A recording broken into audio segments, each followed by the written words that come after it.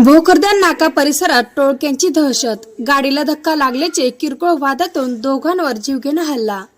जालना जिल्हा सामान्य रुग्णालयात उपचार सुरू.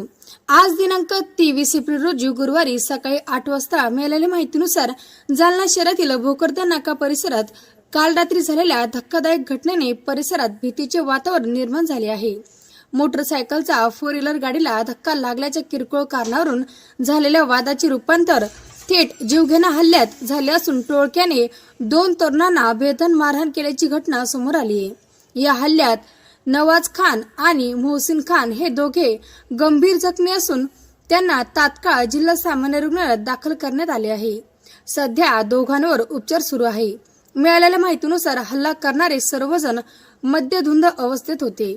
मोटरसायकलचा 4 व्हीलर गाडीला धक्का लागल्याच्या किरकोळ कारणावरून वाद झाला आणि पाहता पाहता हा वाद हिंसक बनत टोळक्याने लोखंडी राड आणि काठ्यांनी हल्ला चढवला. या घटनेमुळे परिसरात मोठी खळबळ उडाली असून नागरिकांमध्ये भीतीचे वातावरण निर्माण झाले आहे. घटनेची माहिती मिळताच पोलिसांनी घटनास्थळी धाव घेत परिस्थिती नियंत्रणात आणली. या प्रकरणी गुन्हा दाखल करण्याची प्रक्रिया सुरू असून हल्लेखोरांचा शोध पोलीस घेत आहे.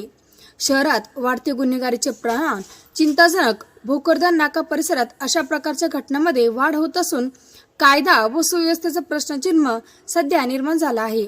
पोलिसांनी या प्रकरणात तातडीने कठोर कारवाई करून गुन्हेगारांना धडा शिकवा अशी मागणी नागरिकांमधून होत आहे.